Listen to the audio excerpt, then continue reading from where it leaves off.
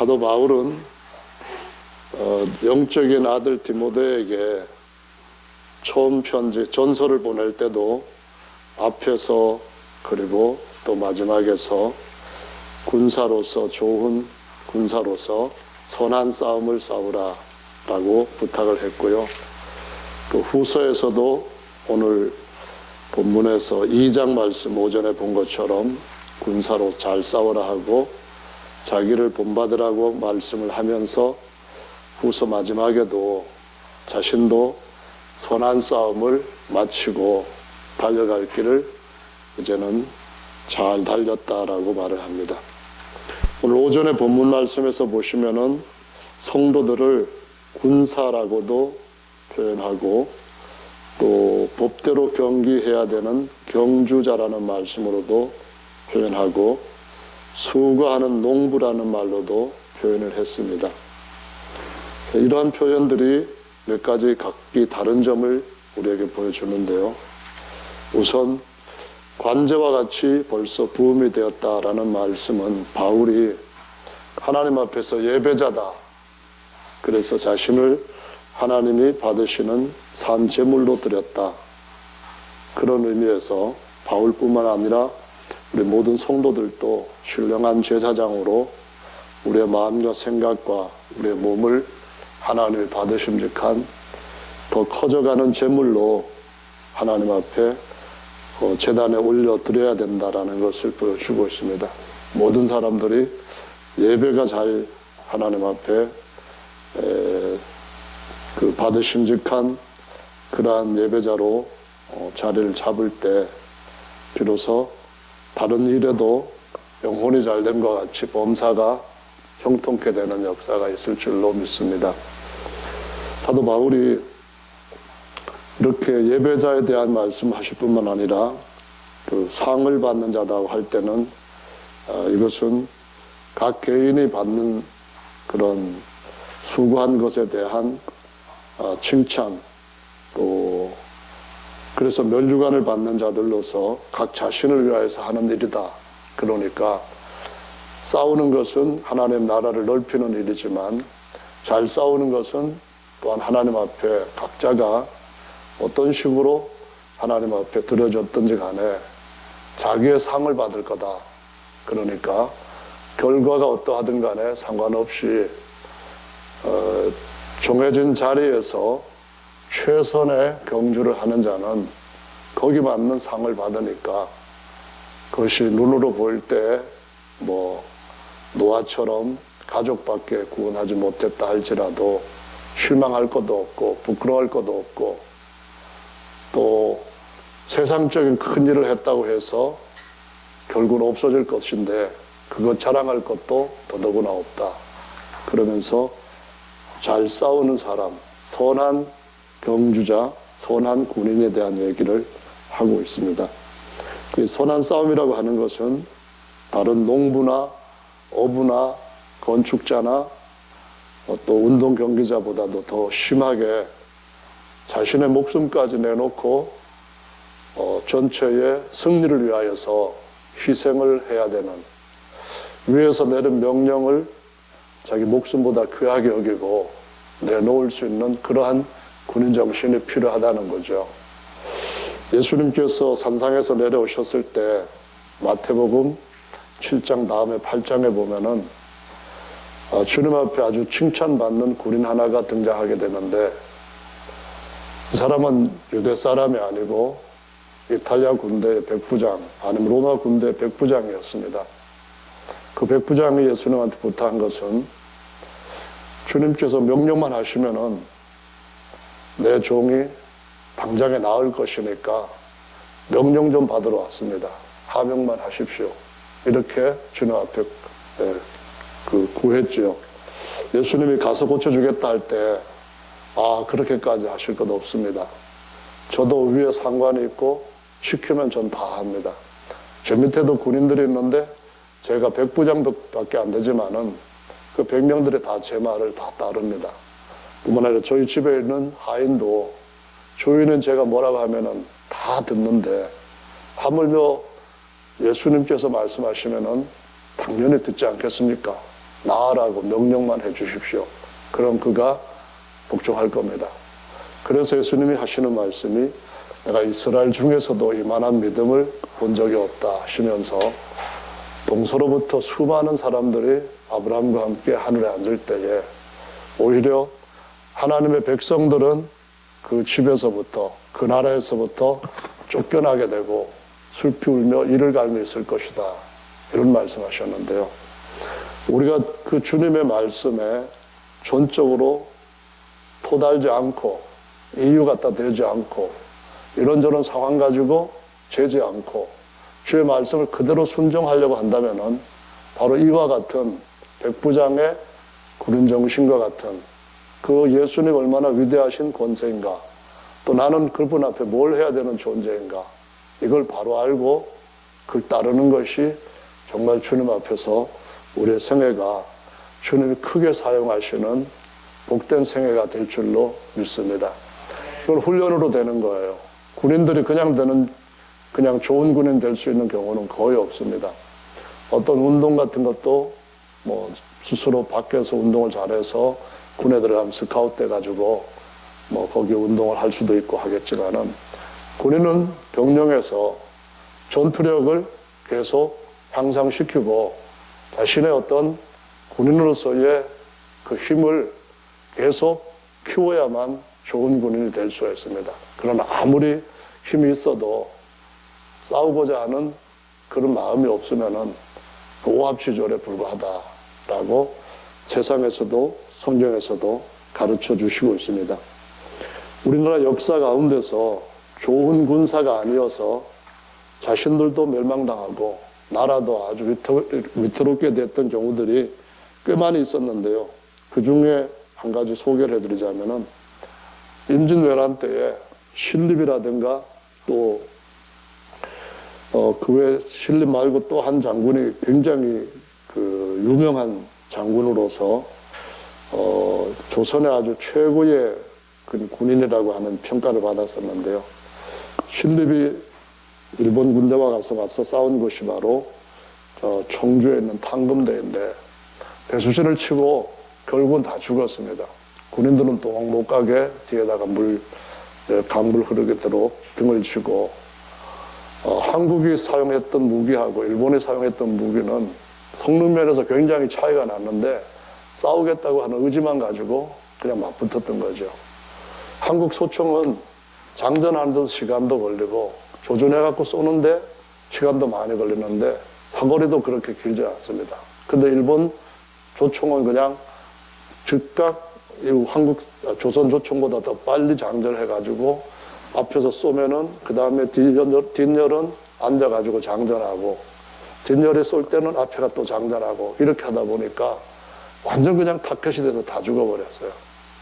그래서 결국은 이제 조선이 위기가 처하게 되었을 때에 전 조선 지역에다가 군대를 모았는데 전라도에서 한 4만 명, 충청도에서 한 8천 명, 그리고 또 영남 지역에서 한 1,000명 정도 모여가지고 소위 말하는 백호 10만 대군이라고 하는 이름을 걸고 엄청나게 많은 군대가 일본을 이제 본격적으로 맞서 싸우겠다고 했고 붙게 되는데 용인에서 전투가 일어납니다. 그런데 어떤 일이 일어났는가 하면은 실제로 이 사람들이 조선에서 걷어들인 군량미만 해도 군수물자 같은 것 해고 군량미만 해도 한 50리 정도를 그 술에 마차 또 소들이 끌고 가는 그 엄청난 행렬로 군대랑 싸우기 위해 갖고 모였는데 실제로는 한 5만 명 내지 6만 명 정도 된다고 합니다. 근데 일본의 장수가 1,000명 내지 한 1,500명 정도 되는 군인을 끌고 공격을 정탐차 왔는데 이 군인들이 훈련이 하나도 안 돼 있어가지고 엉망이었던 거예요. 일본군이 그냥 선발대가 공격을 해오니까 맛보기를 공격해 왔는데 지휘관은 도망을 가버리고 그리고 사람들은 막 아침 밥 해먹는다고 불 떼가지고 밥 먹는 사이에 그냥 일본군들이 오는 거 보고 모든 걸 다 팽개치고 도망을 가버렸답니다. 그래서 일본군들이 와서 보니까 막 도망가기 바쁜 걸 보고 이건 너무 이상하다.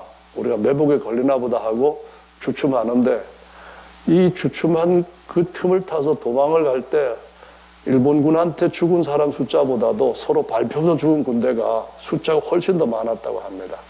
그래서 5만 명이 불과 1,000명 좀 더 넘는 일본군한테 완전히 그냥 깨져버렸다는 그런 수치스러운 역사가 있는데, 이 군인이라고 하는 것은 하나님 앞에서 진짜 믿음으로 단련되고 하나님께서 쓰실 만한 때에 제대로 쓸 수 있는 그 자리에서 하나님 나라를 위하여 만왕의 왕 되신 예수님을 위하여 나는 이 자리를 사수하겠다, 그런 마음을 갖고 주님 앞에 설 수 있는 사람이 바로 주님 앞에 쓰임받을 수 있는 강군이요 하나님 앞에 용사인 줄로 믿습니다. 그건 훈련이 있어야 되는 거예요.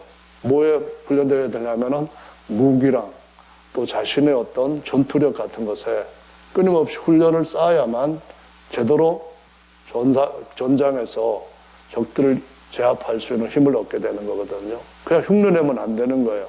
그냥 교회만 다닌다고, 그냥 기도만 한다고 흉내만 내면 되는 게 아니라 뭘 해도 진지하게 처음보다도 그 어떤 단수가 높아져가는 그런 신앙생활을 반드시 해야 되는 것이 특별히 군인들한테는 요구가 되는 줄로 믿습니다.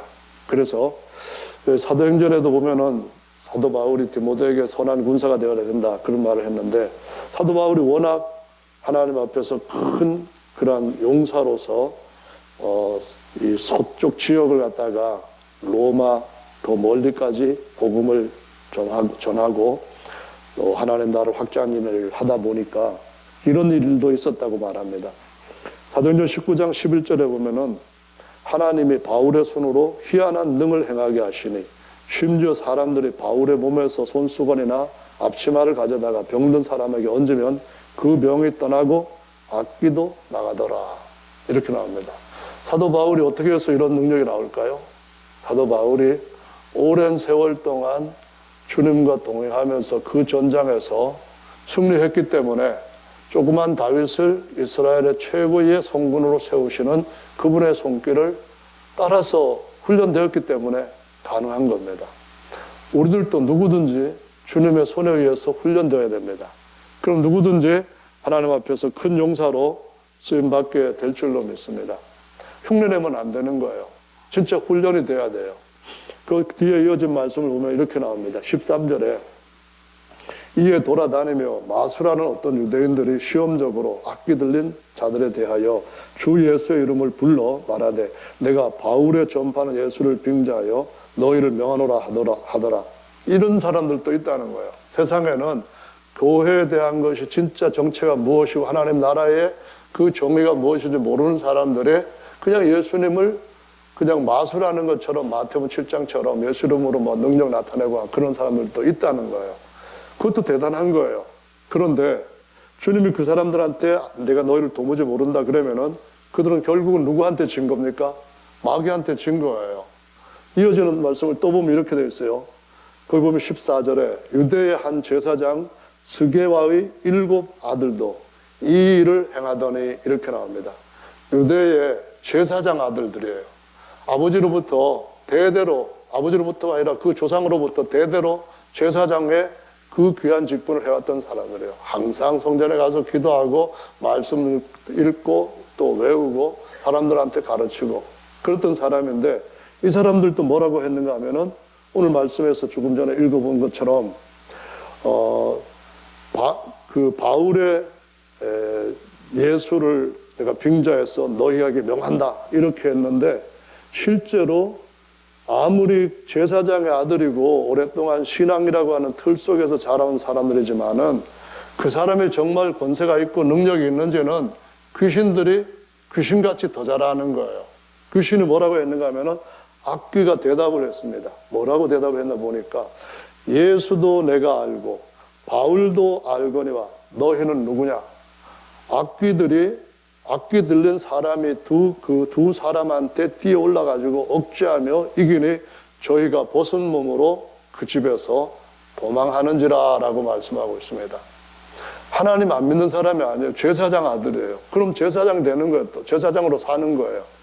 그런데 그 예수님이 누군지도 제대로 모르고 바울이 역사할 때에 그 바울을 통해 역사하시는 하나님에 대한 것도 제대로 모르면서 바울이 말하는 그 예수 이름으로 명한다. 그랬더니 오히려 귀신한테 완전히 당하고 옷 다 벗겨지고 도망을 갔다는 겁니다. 근데 귀신 누굴 통해서 그런 거예요? 귀신에 더 좋은 군사가 있었습니다. 그게 귀신한테 잡혔던 사람이, 악귀 들린 사람이 하나님의 영에 확 잡히지 않은 사람한테 올라가지고 한 사람이 두 사람 잡아서 완전히 그냥 밟아버리는 이러한 끔찍한 일이 일어났다라고 성경은 가르쳐 주시고 있습니다. 그래서 어떻게 된다고요? 하나님 말씀대로 훈련받는 저와 여러분들이 되셔야 최소한 내 자신을 지키고 하나님 앞에 예배할 수 있는 자리에 흔들리지 않고 설 수 있는 줄로 믿으시기 바랍니다. 이스라엘 백성들에 이제 하나님이 계수하게 하셨던 것은 두 가지예요. 하나는 군대 숫자 세라 한 거고요.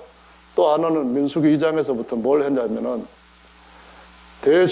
제사장 직분을 받는 사람들이 원래 모든 지파에서 모든 가정에서 맏아들로 태어나면 그 집안의 제사장이 되는 거예요. 그래서 그 제사장 되는 것이 맏아들이 갖고 있던 특권이었는데 이 특권이 언제 옮겨지냐 하면은 출애굽을 할 때 하나님께서 시내산에서 모세에게 말씀을 주시려고 불러 올리셨는데 40일 동안 모세가 산에 있다 보니까 밑에서 백성들이 뭐라고 했는가 하면 모세 노인인데 올라가서 죽었을지도 모르겠다. 그럼 우리 어떻게 하느냐? 우리 장관들 세우고 신을 만들어 갖고 애국으로 돌아가자는 거예요. 그래서 뭘 만들었습니까? 황금송아지 만든 거예요. 그래서 황금송아지 만든 거를 모세가 하나님한테 듣고 내려와서 첫 번째 받았던 십계명 깨버리고 그 다음에 하나님 편에 선 사람 누구냐? 황금송아지 다 부숴가지고 사람들 배에다가 집어넣고 뒤로 나오게 만들어버리고 하나님 편에 선 사람들은 저 우상 숭배를 주동했던 자들을 치라해서 3,000명이 죽었다고 말씀합니다. 그리고는 제사장 직분 누구한테 옮겨졌다고요? 3,000명을 죽었던 레위 지파로 옮겨진 거예요.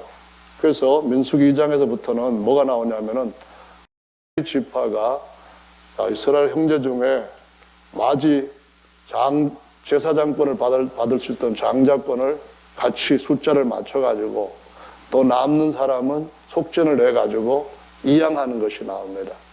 이스라엘 백성들의 애굽에서 나와서 앞에 있는 적군들과 싸워서 질 때에 누가 저주해서 저주받고 진 적은 없어요. 하나님이 발람한테도 철저하게 그것을 못하도록 막으셨어요. 근데 뭐 때문에 지냐면은 하나님을 신뢰하고 예배하는 데서부터 벗어나면은 제사장권이 하나님을 신뢰하는 제사장한테로, 사람한테로 옮겨지게 되는 겁니다.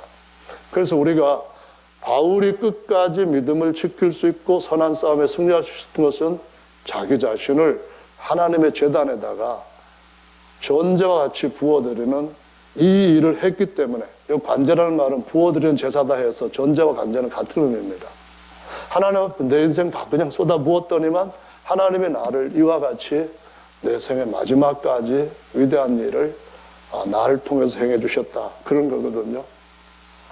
그래서 하나님 앞에 예배가 잘 될 때, 하나님 앞에 기도가 잘 될 때, 그때부터 하나님 우리한테 계속해서 우리가 알지 못하는 손으로, 능력으로 승리를 계속 열어주시는 줄로 믿으시기 바랍니다. 그게 아니면은 우리가 세상에서 어떤 성공은 할 수 있어도 하나님 나라의 하나님의 백성으로 하나님의 영원한 하나님의 후사가 되는 그런 자리에 들어갈 수 있는 하나님 나라의 구성원으로 승리하는 길은 얻지 못하는 거예요. 무엇을 얻는 것이 더 중요한 것인가를 진지하게 생각하고 상고해서 취할 것들을 취할 수 있는 저와 여러분들 되어야 되는 줄로 믿습니다. 선한 싸움에 선한 군사가 되는 것이 정말 중요한데, 이 선한 싸움이라고 하는 것이 사실은 우리가 굉장히 조심해서 우리를 이기지 못하게 하는 능력을 입고 그 능력으로 다른 적들을 이겨야 되는 거예요. 세상의 적들이 아니라 세상의 이면에서 지배하고 있는 사단의 나라의 대적들과 싸워서 이겨야 되는 것이 현실이라는 거예요. 우리 영이 있는 것처럼 영적인 세계의 전쟁도 더 큰 전쟁으로 현실에 있다는 것을 알아야 된다는 말씀입니다. 그래서 바울이 에베소 6장에 보면은 10절부터 이런 말씀을 하잖아요. 정말로 내가 너희가 주 안에서와 그의 힘의 능력으로 강건하여지고, 바울도 자기 육체로는 나약하게 짝이 없었어요. 그런데 바울이 나약한 것 중에서 자꾸 눈에 문제가 생겨가지고 사람들 보고 시험 빠질 것 같으니까, 사단이 그걸 통해 가지고 사람들을 시험하니까 눈 고쳐달라고 하나님 앞에 간절히 3번씩이나 기도했잖아요. 그런데 바울이 엄청 자기가 약한 걸 알았는데, 약한 것 중에서도 자신의 약한 만큼의 능력이 나오는 것으로 적을 이기는 게 아니고, 더 강한 하나님의 능력을 놓치지 않기 위해서 자기가 강한 것 같은 착각에 빠지지 않게 하기 위해서 하나님이 사단의 가시를 바울한테 주셨다는 응답을 받았다는 거예요. 사람들이 자꾸 내가 뭐가 약하고 뭐가 부족하고 그러기 때문에 하나님 앞에 쓰임받지 못한다 할 때, 그건 아닌 거예요. 세상에서 어떤 일에 쓰임 못 받아요. 세상에서 무식하고 세상에서 학벌이나 아니면은 다른 인맥 없고 그러면은 청와대 어디 못 가요. 장관은 고사하고 어디 동장도 제대로 못 할 수도 있어요. 하지만 하나님의 나라에서는 누구든지 하나님을 신뢰하되 자기 자신이 어떠하든지 간에 상관없이 이 전쟁은 사단과의 전쟁이라고 하는 것을 알고 하나님이 자신의 나라를 건설하는데, 건국하는데 나를 쓰신다. 내가 약하고 하나님을 더 신뢰할 수 있으면 하나님의 능력은 내 안에서 강해진다. 이 원칙과 변함없는 진리를 가지고 따라가는 사람은 세상에서 능력 있는 사람들이 못하는 일들을 얼마든지 더 크게 하는 줄로 믿으시기 바랍니다. 세상에서 잘하고 싶으면 세상으로 나가면 돼요. 근데 그 뒤에는 사단이 그 사람을 꼭 잡고 하나님 나라에 들어가는 길은 아주 앞뒤를 꼭꼭 막아 놓을 거예요. 황금 송아지를 베들에도 두고 또 위에 단에도 두고 여로보암이 모든 사람들을 마귀에게 다 잡아 넣었던 것처럼 세상에서는 그렇게 할 거예요. 느부갓네살이 황금 송아지 앞에 절하는 사람들, 맨 앞줄에 나온 사람은 세상에서 바벨론에서 최고로 성공한 사람들이었어요. 그러나 그 사람들은 사단 마귀의 나라에서 정말 하나님의 백성들을 핍박하고 죽이고 했던 사단의 군대였다는 사실을 우리가 이해하고 있어요. 그러니까 어떻게 된다고요? 이 싸움은 그래서 하나님의 능력 안에서 강건해져야 되는 줄로 믿으시기 바랍니다. 마귀의 괴계를 능히 대적하기 위하여서 하나님의 갑주를 입어야 된다는 거예요. 하나님의 갑주를 입을 때 한 부분만 입으면 안 되고 전신 갑주를 입어라 이렇게 말합니다. 머리로부터 발끝까지 다 하나님의 비닐로 덮어야 된다는 거예요. 움직일 수 있는 게 비닐이에요. 이것은 고기 비닐 같은 것들이 비닐 없는 고기를 보고 하나님께서 먹지 말라 했어요. 부정하다고. 왜 그런지 아십니까? 하나님께서 우리를 고기로 주님의 그 왕에 집어넣으신다고 한다면은 주님께서 우리에게 비늘 있는 고기처럼 뭔가 우리의 몸을 보호할 수 있는 것이 있어야 된다는 거예요. 근데 뭘로 보호한다는 겁니까? 어린 양이 뭘로 보호한다는 겁니까? 양의 뿔로 양의 뿔로 곰을 물리칠 수 있습니까? 아닌 거예요. 다윗이 보여준 것은 하나님의 뿔인 줄로 믿으시기 바랍니다. 하나님의 7뿔이 예수 그리스도의 머리에 있었던 것처럼 우리가 그분을 의지하고 그분을 머리로 붙들고 나가면 되는 거예요. 그분의 오른손의 강함을 우리가 의지해야만 그분이 모든 것 위에 자기 우편에다가 오른손을 우리를 앉히시고 후세 자리에 세울 수가 있는 거예요. 이게 정말인 거예요. 이게 진짜 말씀인 거예요. 이게 진짜 우리가 먹어야 될 양식인 거예요. 그러면 그거를 해야 되지, 그거 아닌 어설픈 것들을 가지고 임시로 그냥 수박 겉핥기식으로 그냥 달콤한 설탕 빠는 식으로 그렇게 우리의 신앙생활을 하면은 마지막 때는 절대로 사단 마귀에게 이길 수 없을 뿐만 아니라 이용당하기까지 할 수 있다는 것을 알아야만 됩니다. 그래서 전신갑주를 그거 입고 우리의 싸움은 혈과 육에 대한 것이 아니고 정사와 권세와 이 어둠의 세상 주관자들, 하늘에 있는 악의 영들한테 대함이라 이렇게 말씀합니다. 진짜 싸움이 이게 큰 싸움인 거예요. 분명히 다니엘한테도 그걸 보여주셨잖아요. 다니엘의 유대 나라는 망했지만은 하나님께서 세우실 나라는 망하지 않고 그 나라를 장차 완전하게 세우시는 때가 올 때까지 하나님은 다니엘과 같은 사람들을 통하여서 그 나라를 세워가는 그림과 그분의 설계를 딱 보여주시고 계시는 거예요. 이면에 어떤 일이 일어나고 있는지를 알게 하시는 거예요. 그러니까 우리가 그거를 보고 놓치면 안 됩니다. 잊어버리면 안 됩니다. 가볍게 여기면 안 됩니다. 이 전쟁에서 우리 모두가 다 더 크게 주님 앞에 쓰임받게 되기를 아버지께서 원하시는 거예요. 저는 제 아들이 잘 되면 정말 좋아해요. 여러분들도 여러분의 아들이 잘 되면 좋아하죠. 오늘 앞에서 찬송을 할 때에 정용기 집사가 흐뭇해하죠. 와, 저 녀석 나보다 찬송 더 잘한다 한다. 와, 기타도 하면 그러니까 더 나보다 멋있다. 다른 거 다 더하면은 부모로서는 정말 좋은 것.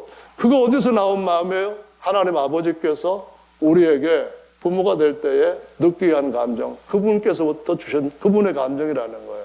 하나님 아버지께서 우리한테 진짜 내가 제 아버지야, 저 내 아들이라니까 누가 좀 봐줄 수 없어. 내가 진짜 저 아들을 지금까지 키우는데 저 아들이 저렇게 잘하고 있잖아. 이렇게 하는 것을 하나님 아버지께 기뻐하시고 그 아들한테 더 많은 것들을 상으로 주시기를 원하시는 줄로 믿습니다. 그럼 어떻게 될까요? 우리와 싸우는 대적은 하늘에 있는 악의 영들이라는 거예요. 그것들이 계속 우리가 모르게 이면에서, 아까 말씀드렸잖아요. 누가 베드로를 공격했어요? 누가 예수님을 공격했어요? 대제사장들? 아니면 서기관들? 아니면 유대 바리새인들? 그것과는 비교할 수도 없는 공격이 바로 사탄 마귀의 공격인 줄로 믿으시기 바랍니다. 아름답게 보이고 끌리게 보이고 이런저런 것들을 가지고 우리에게도 똑같이 사단 마귀는 공격하기 때문에 베드로도 넘어갈 뻔했고 유다는 아예 넘어가가지고 돌아올 수 없는 강을 건너버린 거 아닙니까? 그 전쟁이 그때 있었다고 한다면은 오늘날에도 사단 자기의 이제 마지막에 얼마 남지 않은 걸 알기 때문에 더 치열하게 발광하는 줄로 믿으시기를 바랍니다. 그래서 하나님의 전신갑주 입고, 그러므로 하나님의 전신갑주에다가 뭘 한가 하면은 그 악한 날에 능히 대적하고 모든 일을 행한 후에 넘어지지 않고 서기 위함이다. 그런 말씀하면서 진리의 허리띠, 의의 흉배, 평안의 복음에 예비한 신발, 그 모든 것 위에 믿음의 방패를 가지고 이로써 능히 악한 자의 모든 화전을 소멸하고 그러합니다. 여기 화전이라고 하는 것은 불화살이거든요. 사단 마귀 우리한테 생각들을 계속 주셔요.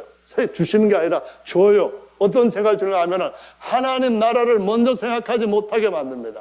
자기 입장에서 세상에서 처해진 환경에서 이것저것 자기가 할 수 있는 여건 가지고 해결할 수 있다는 생각에서 온갖 것들이 다 하나님께서 도구로 쓰시고자 하는, 전사로 사용하시고자 하는 그 모든 생각에서부터 철저하게 이래 맞고 저래 맞고 앞을 맞고 뒤를 맞고 계속 막는 거예요. 그렇기 때문에 우리가 그걸 이기려면 어떻게 되는 거예요? 뱀처럼 지혜로워라는 말씀처럼 사단보다도 더 지혜로운 하나님의 지혜를 따라야 되는 줄로 믿으시기 바랍니다. 고린도전서 2장에서 사람의 지혜는 사람들 보기에 좋지만은, 그러나 하나님의 지혜는 사람들이 상상도 하지 못하는 것들을 만들어낸다고 말씀하십니다.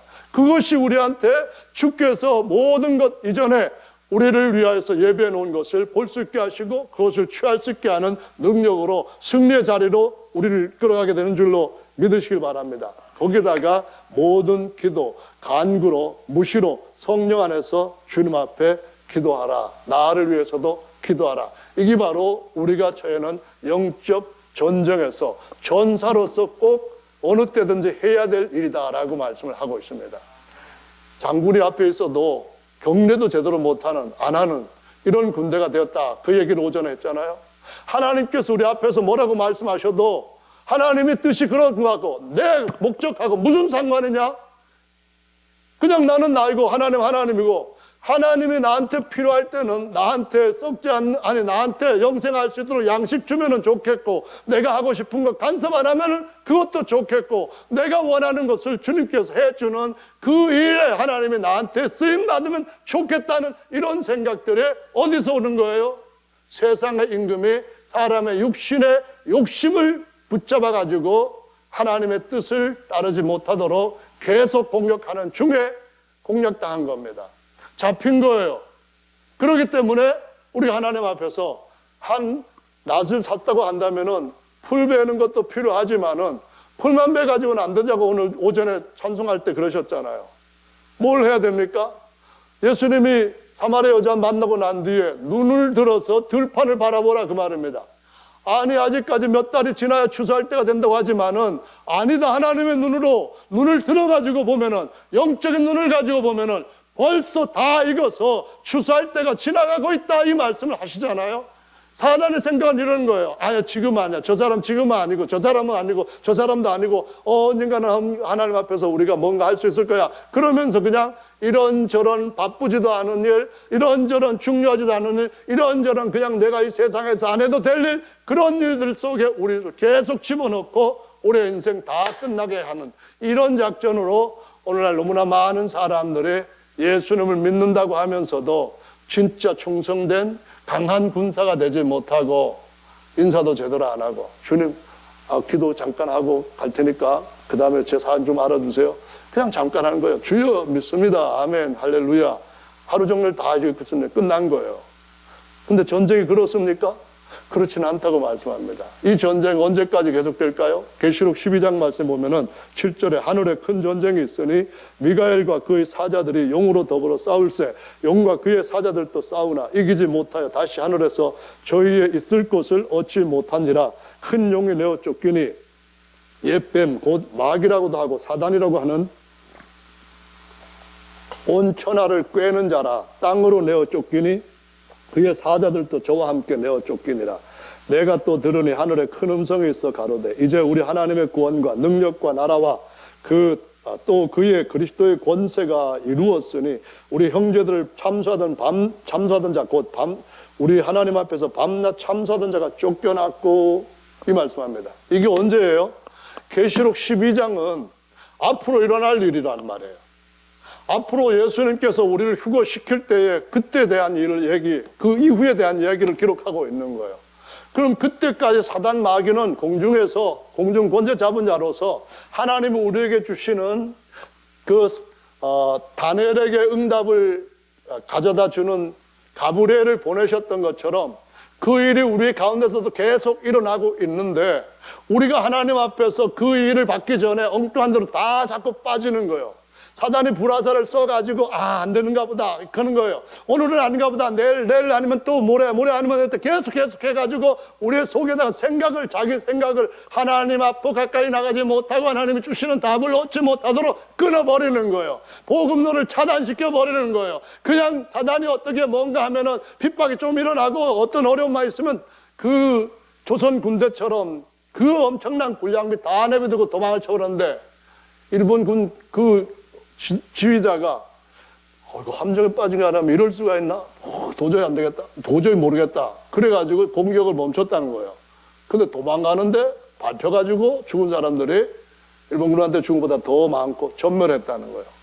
이게 역사적 사실인 것처럼 오늘날도 우리가 하나님 앞에서 진짜 지금도 전쟁은 계속되고 있고, 오히려 이젠 막바지 전쟁에서 치열한 전투가 일어나고 있고, 그 전쟁에서 선봉을 서고 있는 교회라면, 그 전쟁에서 앞에서 군대들을 이끄는 그런 지휘관이라면 더더욱더 전쟁의 치열한 그 자리에 그 하나님의 도우심 없이는 절대로 승리할 수 없는 그 전쟁을 수행하고 있다고 하는 사실을 알고 주님 앞에 좋은 군사로 좋은 전쟁의 승리자가 되는 우리 모두가 되도록 해야 될 줄로 믿으시기 바랍니다.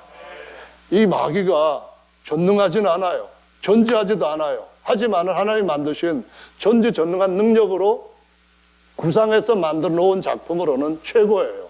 그 중에서 최고의 천사장이 반역을 하고 수많은 사자들이 거기 다 동조를 한 거예요. 남은 것들하고 그 반역한 것들하고 하늘에서 전쟁이 계속 있다잖아요.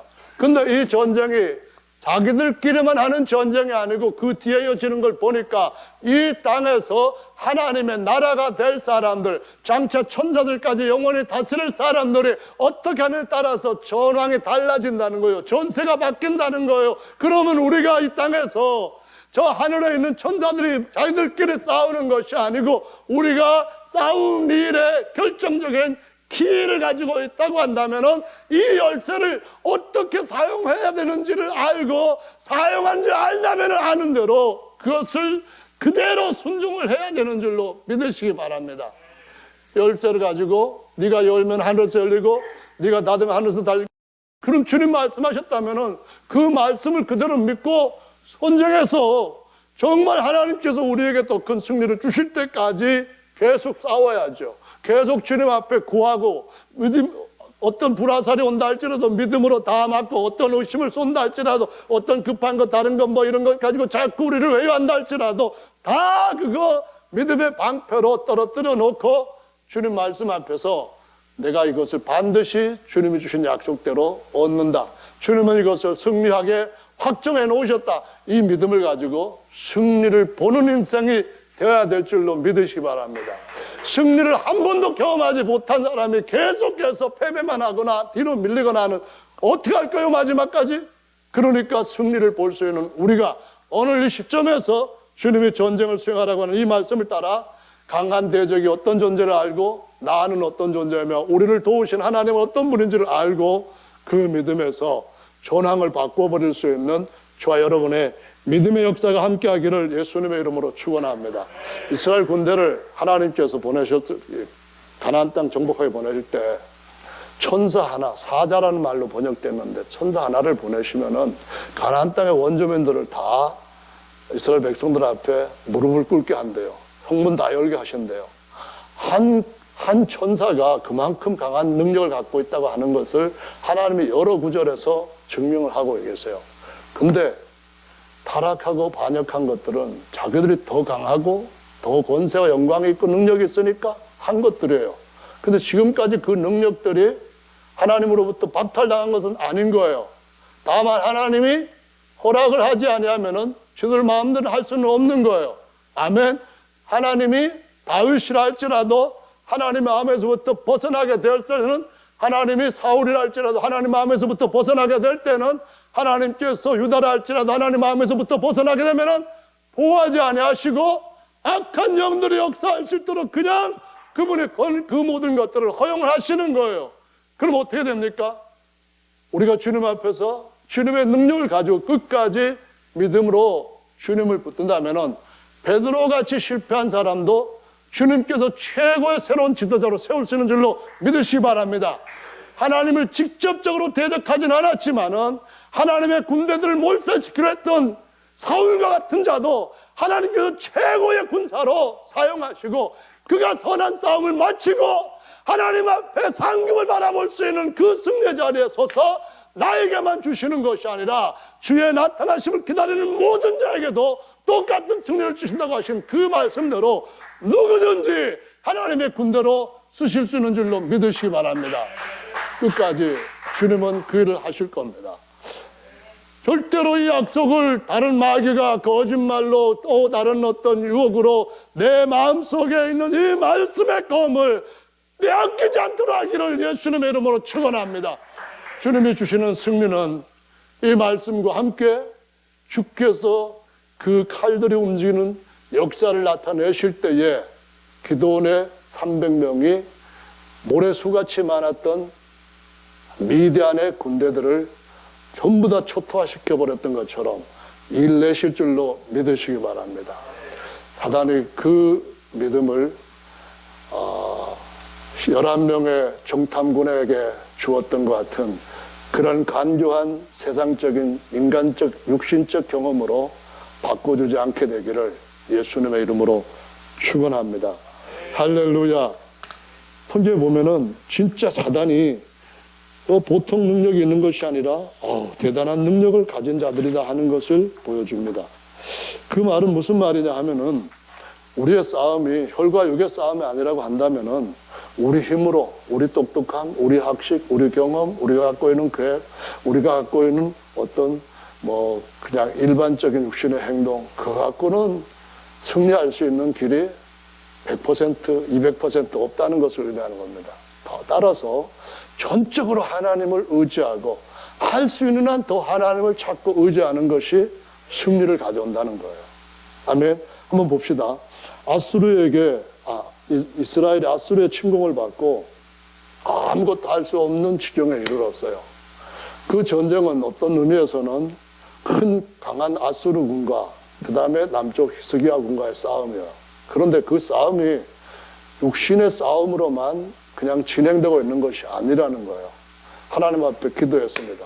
아무 힘도 없으니 오직 주만 바라보나이다 하면서 성전에 가서 편지를, 적군한테서부터 온 편지를 딱 펴놓고 하나님 앞에 기도하고 그 다음에 이사야 선지자도 하나님 앞에 기도를 딱 했는데 하나님 말씀하시기를 두려워 말라. 내가 코를 빼가지고 끌고 갈 거다. 여기에 공성태도 날리지 못하고 축성도 못하고 그냥 돌아가게 할 거다 하시면서 그날 밤에 한 천사를 아수르 진영에 보냈더니만 아수르 진영에 장군들급 18만 5천 명이 전부 다 숨을 안 쉬더라 이렇게 나옵니다. 누가 했다는 거죠? 한 천사가 그렇게 한 거예요. 한 천사가 힘이 대단한 거예요. 물론 선한 천사였죠. 그뿐만 아니잖아요. 다니엘의 세 친구들 보면은 불이 얼마나 뜨거운지 쇠를 녹이는 거예요. 광석을 다 녹일 수 있을 만큼의 뜨거운 그런 불 속에 다니엘 세 친구를 황금 신 앞에 절하지 않는다고 집어 던진 거예요. 근데 보니까 하나님의 아들같이 생긴 한 사람이 그 안에 들어와 있더라는 거예요. 저게 뭐냐? 왜 저 사람들 타지도 않고 왔다 갔다 유유자적하게 놀고 있냐? 그래서 끌어올려 보니까 머리카락 하나 끄슬지 않고 냄새 하나 안 나고 색깔 하나 변하지 않고 아주 멀쩡하게 나왔더라는 거예요. 누가 그렇게 했습니까? 하나님의 천사 하나만 보내도 그 엄청난 불의 세력들을 다 아무것도 아닌 것처럼 막을 수 있다고 하는 것을 보여주신 거잖아요. 이거 정말 실화입니까? 이거 정말 역사에 있었던 이야기입니까? 역사로 끝난 이야기는 아니잖아요. 오늘날도 마찬가지로 하나님께서 우리에게 싸우게 한 적들이 있는데 그 적들은 우리가 하나님의 우산 아래 있지 않으면은 얼마나 강한지 천사들 중에서도 최고의 천사들이었고 최고의 천사장을 따르는 사자들이 보통 한둘이 있는 건 아니라는 거예요. 그 나라가 망했습니까? 아직 사단의 나라는 망하지 않고 아직 하늘에서 땅으로 쫓겨내려오지도 않았다는 거예요. 언젠가는 이것들이 불못에 던져지게 될 것이지만은 그때까지 사단의 나라는 마치 바벨론이 확장을 하려고 길을 썼던 것처럼 메데페르시아가 길을 쓰고 사람들을 정복해 갔던 것처럼 로마가 전 세계 사람들을 자기들 말발굽 앞에 굴복시키고 칼 아래 굴복시켰던 것처럼 지금도 사단 마귀는 죄와 사망 앞에 수많은 사람들을 특히 하나님의 백성들 거기에서부터 탈출하고 나온 해방된 백성들을 노리고 있는 줄로 믿으시기 바랍니다. 그 백성들이 그 사로잡힌 자들을 해방시키기 위해서 전쟁을 일으켜 나갈 때에 그 앞에 사단은 더 강한 군대로 조직적으로 더 강한 능력으로 대적한다는 사실을 기억하시기 바랍니다. 그래서 어떻게 된다고요? 그러니까 더욱더 하나님을 의지하고 하나님의 능력 가운데서 강해지는 좋은 군사가 되라라고 말씀합니다. 디모데야, 성령 안에서 강해져라. 디모데야, 하나님을 의지하고 바라보는 그 믿음 안에서 점점 더 강한 군사로 성장을 하라. 이제는 내가 30명 중에 아니라 3명 중에 들 수 있는 더 강한 하나님의 용사로 일어서라. 하나님은 그 손에서 그 일을 능히 하신다. 이 말씀을 지금 베드로가 사랑하는 아들 디모데에게 계속하고 있는 것인 줄로 믿으시기 바랍니다.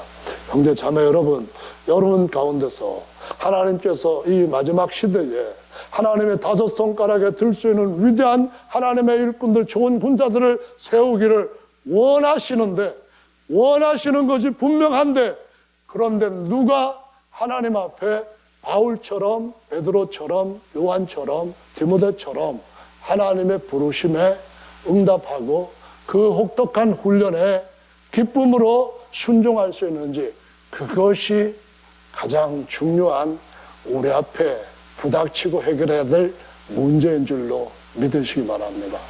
승리는 최고의 전쟁에서 승리가 오는 거죠. 이스라엘 백성들 아직 군대를 조직하거나 숫자를 세지도 않았을 때입니다. 반석에서 물을 먹고 쉬고 있을 때입니다. 아말렉이 공격을 해왔습니다. 이 공격에서 여호수아는 군대를 이끌고 나가서 싸웁니다. 근데 그 군대에 일어나고 있는 전세를 보니까, 아니 그냥 여호수아가 열심히 잘 싸운다고 해서 여호수아의 군대가 칼 잘 쓴다고? 칼 잘 쓰는 것도 아니잖아요. 전부 다 출신들이 노예인데 그냥 땅 파는 망치, 땅 파는 곡괭이질이나 아니면 망치질 정도는 잘하지 뭘 잘하겠습니까? 근데 호전적인 이 아말렉 군대와 게임이 되겠습니까? 전쟁의 맞상대가 되겠습니까? 전쟁이 어떻게 일어났습니까? 어떻게 전쟁이 전개되었습니까? 모든 전쟁 뒤에는 하늘의 군대들의 싸움이 있는 줄로 믿으시기 바랍니다. 천사 하나가 동원된다면 가나안 땅의 모든 적들을 다 섬멸할 수 있습니다. 100만 군대에서 18만 5천 명 하룻밤에 그냥 송장되게 할 수 있습니다. 그 전쟁에서 이기는 것보다 더 중요한 것은 하나님의 나라로 세울 것인가, 마귀의 나라에 정복당할 것인가, 이것인 줄로 믿으시기 바랍니다. 그래서 어떻게 했습니까? 나이 많은 모세 할아버지가 산에 올라가가지고 지팡이를 든 손을 번쩍 들고 하나님 앞에 구하면은 이스라엘 백성들이 이깁니다. 피곤해서 손이 내려오면은 아말렉 족속이 사람들을 도륙합니다. 그 처절한 모습을 보고 다시 길을 쓰고 올립니다. 이스라엘이 다시 돌아서서 적들을 몰아칩니다. 또 내려옵니다. 이러기를 계속하는 걸 보고 옆에서 아론과 훌이 모세를 돌 위에 앉히고 양손을 서서 붙잡아 주니까 모세의 손이 적을 섬멸할 때까지 내려오지 않았다라고 말씀하고 있습니다. 여러분, 하나님 앞에 제사장들을 바꾸어 가지고 그들로 하여금 앞서서 전쟁하게 하는 이유가 뭡니까? 하나님을 구해야만 전쟁에서 이길 수 있는 줄로 믿으시기 바랍니다. 장자들을 대신해서 왜 레위 족속이 하나님 앞에 군대로서 들어가게 되었는가? 이거를 한번 생각해 보시기 바랍니다. 구약에 보면은 신약의 예수님 때에 대한 예고적인 사건, 전쟁이 있습니다. 기드온입니다. 기드온, 사람들이 많이 모였습니다. 그러나 그 숫자와 위대한 족속의 숫자와 비교해 보면은 조족지혈입니다. 근데 하나님은 그들 보고도 많다고 하십니다. 내가 이기게 해주면은 니들 생각으로 쥐들이 잘 싸워서 이겼다고 할 거다. 줄여라 합니다. 그래가지고 두려워하는 사람, 바쁘다고 집에 뭔 일이 있는 사람 다 집에 걱정 말고 가라고 합니다. 이 전쟁은 하나님께 속했으니까 너희들하고는 해서는 안 되니까 집에 다 가라고 합니다. 그랬더니 얼마 남았습니까? 다 돌아오고 10,000명 남았습니다. 아니, 그래도 많으니까 줄이라는 말씀을 하십니다. 그래서 하나님이 어떤 방식으로 줄까를 얘기하시는데, 적진 앞에서 머리를 해가지고 물 마시는 사람들은, 이 사람들은 나한테 필요한 군사가 아니다. 갈아내라. 물을 떠서 이렇게 마시는 사람들만 따로 분류를 해라. 300명이 나왔습니다. 이걸로 어떻게 이긴단 말입니까? 언제 이렇게 이겨본 적이 있냐는 말입니다. 이유되고 자기 방식되고 뭐 똑똑한 것 가지고 동원해가지고 하면은 하나님도 설득될 정도로 상황이 아주 안 좋습니다. 하나님 지금 실수하시는 것 같습니다. 그런데 보라를 가지고 데려와가지고 승리한다는 걸 다시 한번 확신시켜 줍니다. 기드온이 이겼습니다. 완벽하게 이겼습니다. 오늘날 우리의 전쟁은 우리의 능력의 강함이 우리 육체에 있는 것이 아니라 우리 안에 계시는 하나님이 우리가 깨뜨려질 때 폭발적으로 나오는 그 능력으로 전쟁하는 영적 능력인 줄로 믿으시길 바랍니다. 4명의 문둥이들이 아합 시대에 북쪽 이스라엘 완전히 자기 자식 잡아먹는 큰 기근 가운데 떨어졌습니다. 적군이 포위해가지고 물도 못 구하고 먹을 것도 못 구하게 하고 아사작전으로 그들을 그냥 가두어 놓았습니다. 근데 하나님의 사람이 하나님 앞에 기도했을 때 내일 이맘때만 되면은 시장에서 풍년 들었을 때에 사고 파는 것처럼 먹을거리가 널려 있을 겁니다. 그때에 왕이 신임하고 의지하는 장관이 하늘에서 하나님의 창을 내신들 어떻게 그런 일이 일어나겠습니까? 합니다. 내 눈으로 보면은 볼 것이지만, 내 눈으로 보기는 볼 것이지만 먹지는 못할 것이라 그랬습니다. 근데 이 전쟁이 어떻게 해서 끝나고 이스라엘한테 그러한 결과가 나왔죠. 4명의 문둥병자들이 일어난 겁니다. 아무도 뭔가 하나님이 일하시려고 할 때 어떤 액션도 이유 달고 하지 않고 그냥 복지부동으로 있을 때 4명의 문둥병자들이 우리가 한번 적군에 가서 우리 먹을 것 좀 주시오 하고 구해보자. 그래도 안 주면은 여기서 주거나 거기서 주거나 죽는 것이고, 그럼 우리가 뭐 이 방법밖에 더 할 게 있겠냐 하고는 갔습니다. 우리가 하나님을 의지하고 죽으면 죽겠다고 하는 마음 가질 때 하나님은 더 큰 일을 하시지 않겠습니까?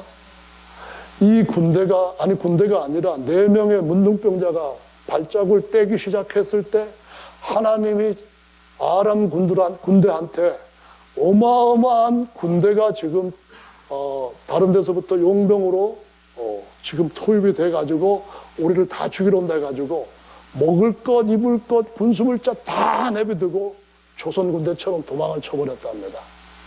여러분, 하나님께서 어느 때든지 자기의 신실한 군사가 지원을 요청할 때 그 기도를 충분히 들어주시는 참 멋진 하나님이신 줄로 믿으시길 바랍니다. 그래서 성경에는 우리를 군사로도 보이고 또는 심고 거두는 농부로도 보이고 고기 잡는 어부로도 보이고 건축하는 하나님의 집을 건축하는 건축자로도 보이고 이런 식으로 우리 모두가 다 거기에 해당되는 사람이라고 말씀합니다. 그런데 씨 뿌리는 자들은 말씀을 뿌릴 때에 고린도전서 3장에 보면은 심는 자나 물 주는 자는 아무것도 안 이루되 자라게 하시는 분은 오직 누구라고요? 하나님이십니다. 아무리 우리가 말을 잘하고 아무리 우리가 조리 있게 하나님의 말씀을 전한다 해도 전하는 것은 잘하는 것이고 참된 씨를 심는 것이지만 그 씨가 싹이 트고 거기에서 자라나서 꽃을 피우고 열매를 맺게 자라는 과정을 이끌어 가시는 분은 하나님이신 줄로 믿으시기 바랍니다. 여러분, 아무리 말씀을 잘 가르쳐도 그 땅을 바꿀 수 있는 분은 하나님입니다. 비를 내려가지고 하나님께 그 땅을 어떤 곡식을 심을 때에 자랄 수 있는 환경으로 바꿔주실 수 있는 분이 바로 주님이십니다. 기경하고 비 내리게 하고 씨 심은 것 자라게 하시는 분이 주님이십니다. 성령 침례 예를 들어서 한번 봅시다. 여러분 그렇게 생각하는 분 한 분도 없을 거예요. 우리가 믿고 구하는 것은 받은 줄로 믿어라. 그래 하면은 다 그대로 되리라. 마가복음 11장 말씀이잖아요. 그래서 예수님한테 기도를 했습니다. 주님, 성령 침례 주시옵소서. 주실 줄 믿습니다. 지금 주님 앞에 기도하면은 받은 줄 믿으라고 했으니까 받은 줄 믿습니다. 아, 나 오늘 성령 받았습니다. 이렇게 했을 때 여러분 그것이 성령 받은 겁니까? 아니에요. 반드시 받을 것으로 믿고 주님의 또 다른 말씀에서 내가 이렇게 말씀대로 이루었다고 하는 확증을 받을 때까지 계속 의심 없이 날아오는 어떤 거짓말에도 믿음의 방패로 맞고 계속 하나님은 내게 승리를 주신다.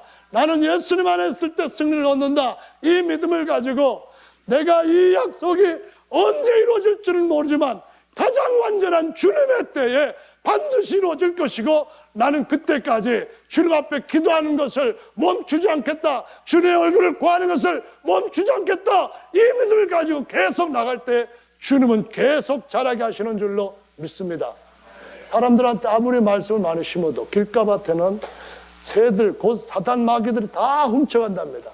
아무리 열심히 가르쳐 놨어도 아무리 정말 정성 들여서 여러 번 가르쳤어도 사단 마귀가 공격을 해와가지고 다 씨를 빼앗아 가는데 거기서 남는 것이 무엇입니까? 앞으로 계속 한다 해도 그것이 무엇이 우리한테 남을 것이겠습니까? 적어도 우리가 한 수고에 대해서 더 나은 상급을 얻기 위해서는 반드시 또 해야 될 그것을 해야 되는 줄로 믿으시기 바랍니다. 뭡니까? 야훼니시입니다. 손들어야 됩니다. 아멘. 믿는 자에겐 능치 못함이 없다. 그런데 왜 우리는 못했습니까? 기도 외에는 사단 마귀의 세력들을 묶고 추방할 수 있는 다른 방법이 없다 하시면서 주님이 우리에게 적은 강하니까 내 능력을 끝까지 투입해라고 말씀하십니다. 할렐루야. 그분의 응답이 이루어질 때까지 끝까지 주님의 손을 붙들고 주님께서 우리에게 주시는 그 일을 행하라고 말씀합니다. 씨 뿌리는 자 마찬가지고요. 건축자도 마찬가지입니다. 주님 말씀하실 때 하나님께서 집을 건축하지 않으시면은 건축하는 자들의 수고가 다 헛되다는 겁니다. 하나님이 스룹바벨에게 주신 말씀은 내 앞에 있는 큰 산이 무엇이냐, 무너져 평지가 될 것이다. 이는 힘으로 되지 않고 능으로 되지 않고 내 신이 역사해야 된다고 말씀하십니다. 그분이 역사하실 줄 어떻게 됩니까? 이사 62장 말씀처럼 그분이 쉬지 못하시도록 밤낮으로 주님 앞에 이 일을 이루십시오. 이 승리를 우리에게 보이십시오. 이 전쟁이 우리가 위대한 승리로 주님께 영광을 돌릴 수 있도록 끝나게 해주십시오 하는 그 믿음을 끝까지 갖고 나갈 때 주님 쉬지 못하시고 일하시고 반드시 속히 이루실 줄로 믿습니다. 할렐루야. 어부도 마찬가지입니다. 하나님 우리한테 영혼 낚는 어부 거되게 하셨습니다. 그런데 사도들이 3년 반 동안 예수님한테 배우고 또 해야 되는 것은 영혼 낚는 어부 일을 1년을 하고 10년을 한다 할지라도 하나님의 손이 함께하는 길을 택하지 아니하면은 그 1년한 모든 수고가 헛될 것이라고 말씀합니다. 밤새도록 잡았지만은 아무것도 없습니다 하는 이런 일이 반복되지 않기 위해서는 반드시 주님의 손이 함께하여서 사단의 모든 관계들을 깨뜨리고 하나님에게 사로잡히는 자들을 해방시키는 이 일에 좋은 군사로 좋은 전쟁에 승리하는 저와 여러분들이 되어야 될 줄로 믿습니다. 여러분 위대한 전사가 되실 수 있습니다. 아니 지금 위대한 전사입니다. 주님께서 함께 하시는 그 길만 계속해서 붙들고 나가신다면 야베니 씨는 계속될 것입니다. 우리 어떠든지 간에 주님의 승리는 우리의 승리로 끝나게 될 것입니다. 할렐루야. 다 같이 주님 앞에 기도하는 시간 함께 갖도록 하겠습니다.